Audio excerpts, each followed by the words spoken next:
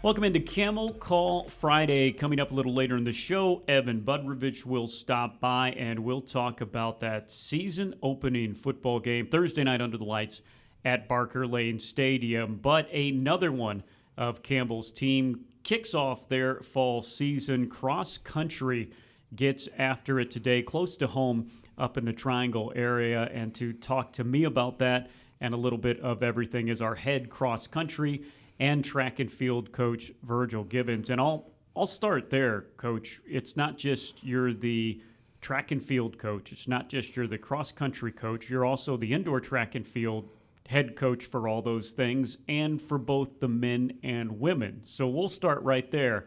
How do you coach all those sports for all those seasons with all those student athletes? Well, first I want to say thank you for having me. Really do appreciate this. But in regards to how to coach it, it's really, to me, it's really been about building a staff, building a team, right? We're trying to build a team on the track, but we also have to build a team in the office of different individuals that are able to buy into the overall goal of what it is we're trying to accomplish as a team, and then try to delegate different tasks so that we can put it together on a regular basis. So coaching girls and guys sometimes is fun, but sometimes it's not. But it's a blessing in itself. And you have been blessed and hired some really good assistants. So there is some help with each of the different categories. But I always think when you get on the bus and the look of a 100-meter sprinter and the look of a steeplechaser and the look of a pole vaulter, you are such a mixed bunch on the bus. I always think about it's always fun to hang around a track and field team because you have every type, every personality in the book. Yes, we do. And the characters, personalities that come with it. So, again, that's the beauty of being able to have a team of coaches that are with us, because they come from unique backgrounds that are able to relate to different individuals and based off their event, but also based off their personality, where they come from. We will talk about cross country and a lot of other things, but first, and I always say, wow, an exclamation point on a brilliant career. I always think this will be one of the last times we talk about Athanas Kyoko, but we just heard that he is the Big South Conference Athlete of the Year for, again, such an outstanding year. And I know he can't lace it up anymore. He doesn't have any more eligibility, but one more feather in the cap of what is going to go down as one of the greatest careers, not only for Campbell track and field and cross country, but in Campbell athletics, period. If you could talk about him for me. You know, man, people use the acronym GOAT all the time, right? And we hear it off the simplest award-winning coach or athlete. I think what Athanas did for Campbell University clearly puts him in that category. And I, outside of Chris Clemens, I necessarily don't know anyone else that could have put us on a platform like Athanas did. His work ethic was something to watch. You know, you run across kids that are talented. You run across kids that can work hard. You rarely run across a kid that's talented and works hard. We as coaches tend to want kids that we could say, hey, don't work out. With Athanas, you really can't tell him not to work out because he's going to do it. You just have to try to direct him in the which ways to do exactly what it is he's trying to achieve. His determination to me was beautiful, and I thought the way he handled winning with grace and with dignity was, again, just something that to me puts him in a category of, when we talk about the word GOAT, I think he's one of few. That is an amazing way to put it, because my follow-up was going to be, before you already mapped it out, just a great person off the track as well, yes, who really loved this university, yes, which is what made his story special. All right, no more eligibility for him. Your cross-country team, let's first go on the men's side. They're going to look a little bit different. Some guys we might not know as stars, but you've really put together a solid team here, haven't you? So we are in a different type of transition. Our team is, we have 3 seniors and we have 4 freshmen. And so we're in a transition where we have a couple of guys that have been a part of the Campbell brand, I would say, of what we've done from the distance side. LeDerek McNeil, Pace Clark. These guys are guys that have won cross-country championships with us. They know what that looks like. They know what that work and that team camaraderie looks like. And then we have a Hudson Hayes that's coming in as a freshman, or a Sammy Pazilgia that's a new kid to us. So trying to mesh that together, trying to make sure that these older guys can give the younger guys what it is that it is to be a Campbell cross-country athlete, but then also make sure that these seniors go out on top and have a chance at the Big South Conference Championship, the last time that Campbell will be in the Big South, to try to leave us with a lasting impression and experience is a task in itself, but it's a task that we're excited about. And over on the women's side, rebuilding as well, but you have one superstar there. We do. Oh my gosh, man, Dorcas, right? Dorcas isn't a Thonis, but Dorcas has the ability to become that. And last year, I thought Dorcas really blossomed, and it's really, really exciting to see her throughout the summer. How she's really started to get into running even more than what she had in the past. And her mentality going into this year.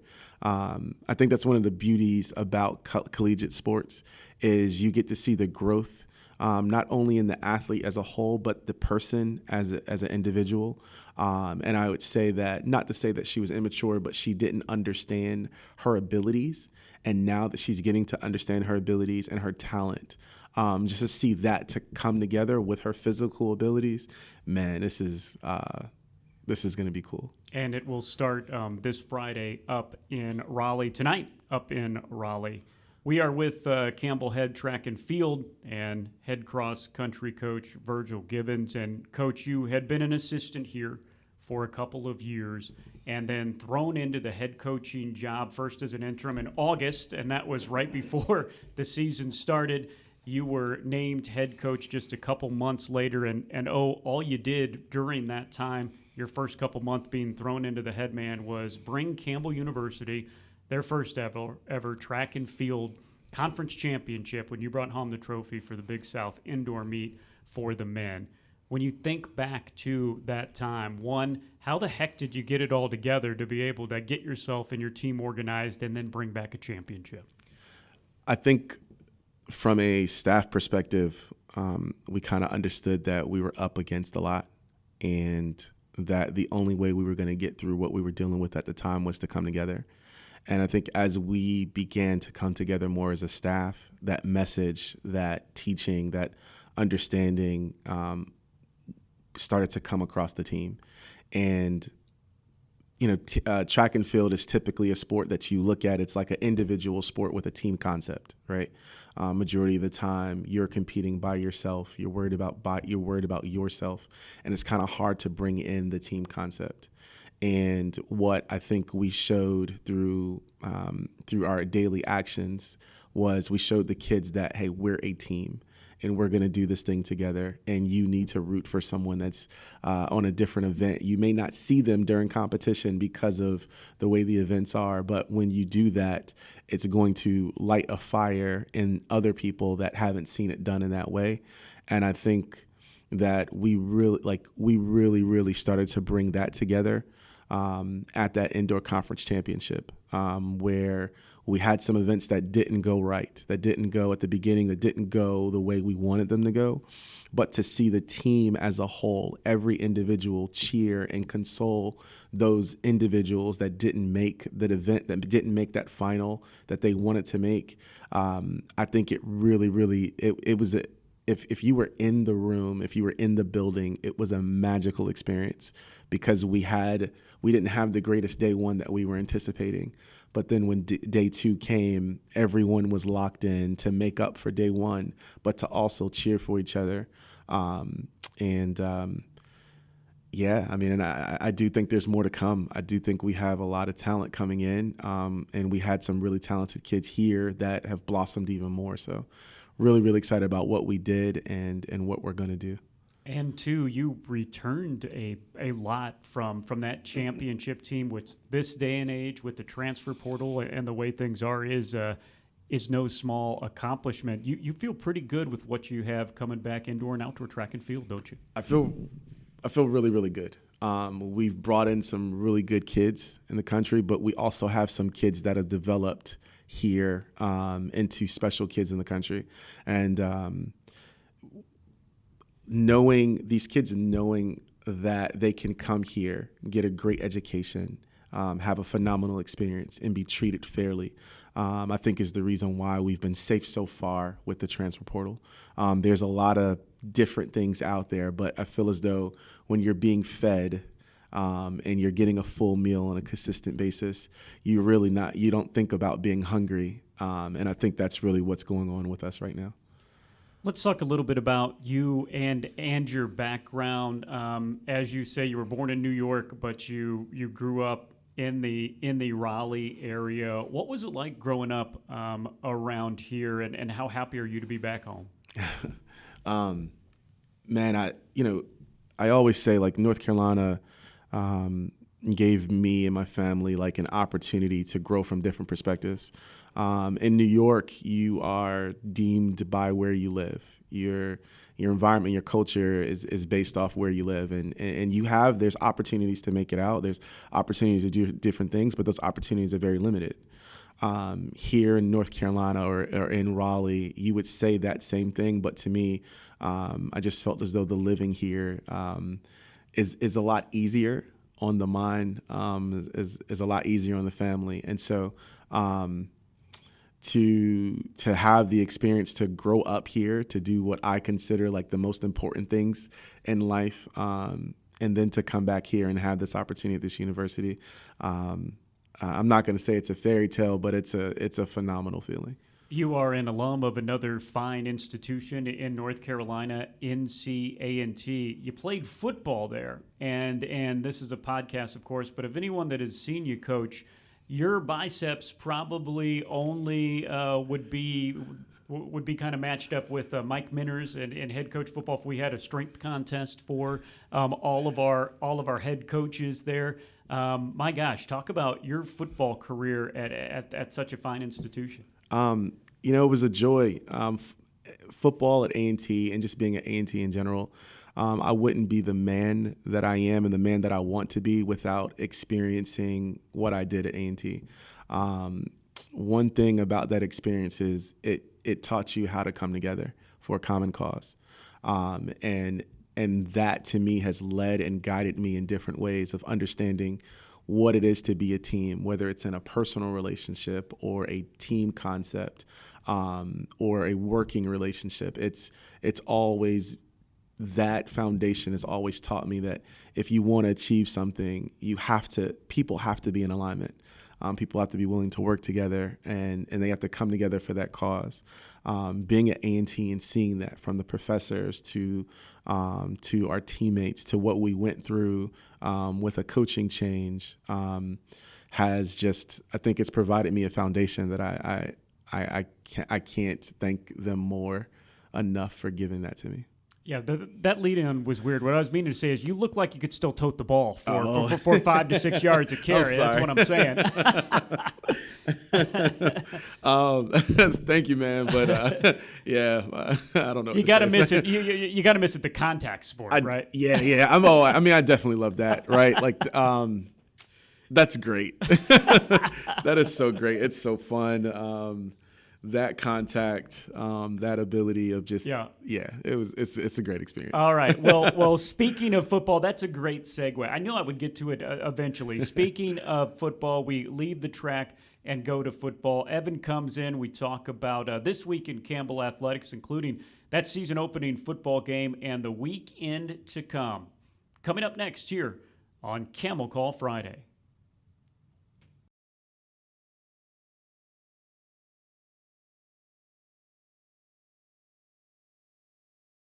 Planning a tailgate? Then it's Bow time. Bojangles has everything you need for the perfect tailgate, no matter how many fans you're trying to feed. There's the original tailgate, the super tailgate, and for a really big crowd, the jumbo tailgate special. And if you like your chicken off the bone, choose the Supreme's tailgate special that includes 12 perfectly seasoned tenderloin fillets. So grab the tickets, get that Bojangles tailgate special, and go. It's Bo time. Hi Campbell fans, I'm Christy Yarbrough with RE/MAX United. Thinking about buying or selling or know someone who is? Let me help you make the right moves. It's important to work with the right agent with local knowledge and cutting-edge experience. I can help ease the pains of the buying or selling process by guiding you through the steps. Whether it's connecting you with the right lender, home inspector, handyman for those undone projects, staging and prepping your home for sale, or helping you find the ideal home that fits your family's needs. Visit my website for more information at christy.remaxagent.com. Go Camels!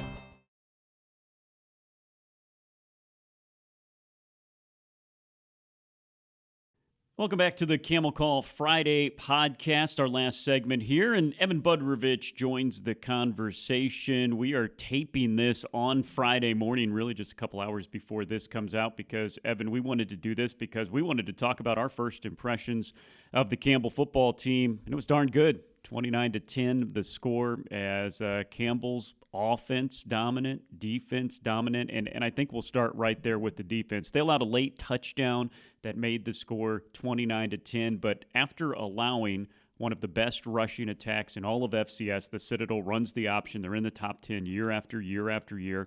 They allowed over 100 yards on the Citadel's first two offensive drives, and then after that, they allowed less than 100 yards. The defense made great adjustments and really dominated that game. Bend but don't break, I think, was the key term. When you force 3 turnovers, the big fumble in the first half, a couple interceptions in the second half, obviously the offense was legit in that first half, right? You get the touchdown early, but when you play with a lead, you know the team's going to run the ball. I was impressed. And, last year run defense was an issue for this team. It looked a lot better. I know it's 1 week, right? You don't want to buy too much into the stock, but they checked a lot of boxes. D-line looked really good. Linebackers were fast. That was an athletic defense. Yeah, and when you go back to the offense on their first 2 series were just dominant. It was a couple of 74-yard drives. Malik Williams, now fully healthy, does what makes him a unique talent. He was flushed out of the pocket on a third down play inside the 30. He ran from one sideline to the other, bought time, and found a wide open receiver. I thought in of the end gif zone. of Yep. the cat scanning Yep. his eyes back and forth because you're like, oh no, don't go that way, and he scrambles back towards the field. He finds Azariah Anderson, and it's one of those Steph Curry. Oh no, yes. Yep. And speaking of Anderson, if you're wondering who's going to fill Caleb Snead's shoes, Snead went back home. He's from Lynchburg. He's playing his final year of eligibility against Liberty. How about Azariah Anderson? He was a 3-star coming out of Florida. He transferred from Iowa State. Oregon and Missouri recruited him as well. You can't miss him on the field. Number 0, he's 6'5", and he's one of those guys, along with returning some other good receivers, Jalen Kelsey, Jai Williams. They've got some options to go to. Well, and to your point, 8 different players were targeted last night. And that's the balance this offense didn't have at the end of the year. I mean, Julian Hill's become a weapon again. He made 2 big catches, and it took 4 players to tackle him, right? Brian Barr, 100 yards. We've been looking for that number 1 running back. Yep. McDowell was good in spots. The balance wasn't there at the end of last year. There's a lot more run-pass balance this year. Yeah, nearly 200 yards of rushing from this team that wants to run. And, oh, by the way, special teams, pretty special last night. Caleb Dowden, a transfer from Mercer, 3 for 3 on field goals, 36, 31, 26 yards. And doing that in the first game after what Campbell has unfortunately gone through over the past couple of years in the field goal kicking game, that's a game changer because that puts in Mike Minter's head, hey, if we get close enough, and Dowden had a career long of 45 yards at Mercer, so he's got the range, he's got the accuracy this year. That really opens up what you can do in the decisions you make. We saw in the scrimmages this fall, any made field goal, the team would storm the field and celebrate. Now there's a confidence. It's not this one-off of can we make a kick. Isaac Riffle's been really good at kickoffs. Yep. He's changed roles from field goal to kickoff duties. Clearly punting is still really good, and then when you add the field goal element of it, and yes, there was a bad snap on the extra point, and that's why you see the missed extra point. But when you're making 3 field goals, the team looks good on special teams, and you're right, the trust factor, and that's 98% of it. Yeah, Campbell scores offensively on their first 5 offensive series of the game. They end up 6-4-8. The last one they let the clock run out, but that's how dominant that offense was. Again, look, they would have rather gotten a touchdown or 2 in there when they had 3 drives with 3 straight field goals. And look at the scoring drives: 227, 310, 204, 318. The long one, 6 minutes in the fourth quarter when you're milking the clock. That's an efficient offense. Yeah, and look, the Citadel is going to finish near the bottom of the SoCon, but what you take from that game, a little bit more than the offense, is what the defense did. Look, the Citadel runs. They averaged nearly 270 yards rushing last year, and again, made the adjustments, and it didn't take halftime. They made the adjustments after the first quarter, and they were able to really neutralize that running attack. That's what Kennesaw State has done for years against Campbell. Little different talent level, but part of it is the no-chop blocking outside the tackle zone, right? That forces you to really be tight in the tackle box. And then, too, there's a lot of athletes on this Campbell defense. Discipline, athleticism, and they were fired up week 1, so that's a good sign heading into next week. Yeah, and for Campbell, living up to the billing, C.J. Tillman was a FCS freshman All-American. He had 9 solo tackles, 11 total. Everybody did well on defense, but boy, he really reestablished himself as a beast. You know who stood out to me? Tillman was good, and we knew he'd be 100 tackles this year. Paul Hudson, as a freshman defensive lineman, Hudson is a true freshman, 3-star talent. Yeah. He looked the part. He was blowing up the offensive line. He got in the backfield.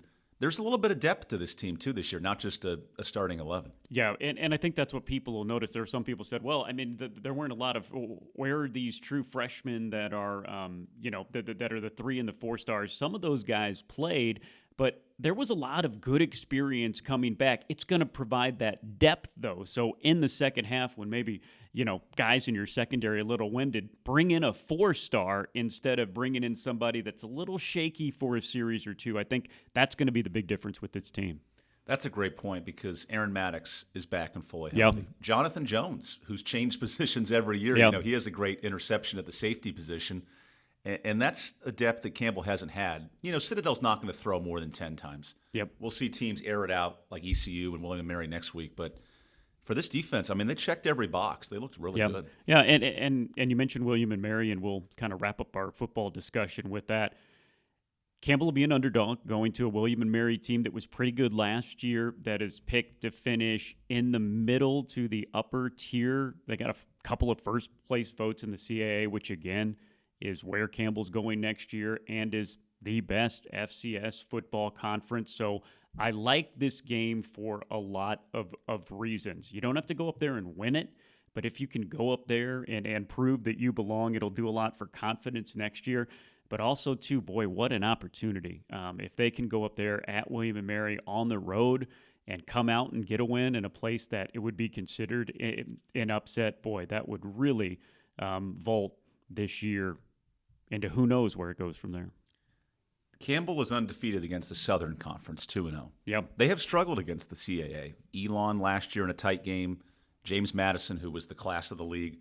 This is sort of the audition for next season. When you join the conference, you see a lot of these teams every year.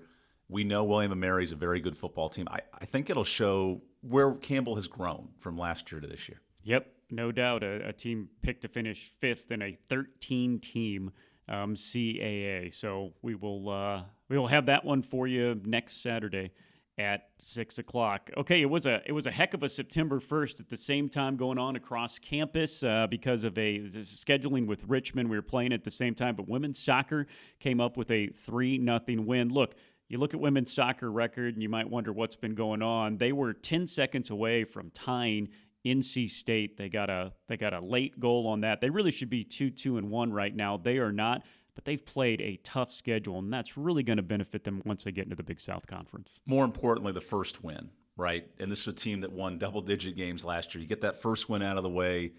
They look good, too. I mean, 3-0, that's awesome. And the girls were excited on social media afterwards. This is a team that can still win the Big South. I mean, don't be alarmed by the Clemsons and the NC States of the world.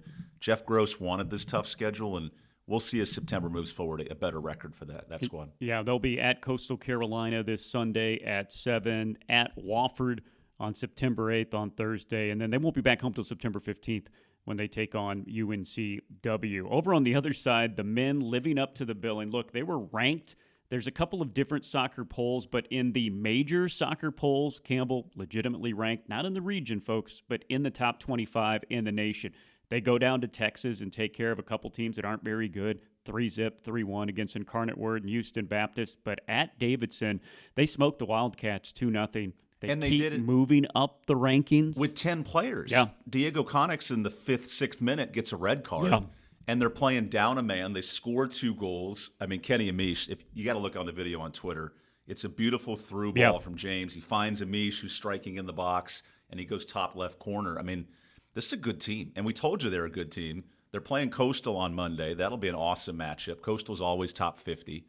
They're looking really good this year. Which, by the way, Kimmy Amish, and again, there are so many different award watch lists and things, and you might not be familiar with men's soccer. Kimmy Amish is basically on the 30-man list for the Heisman of men's college soccer, and that's how good this team is. You mentioned the Coastal game. Yes, it is on Monday. It is on Labor Day, 6 o'clock.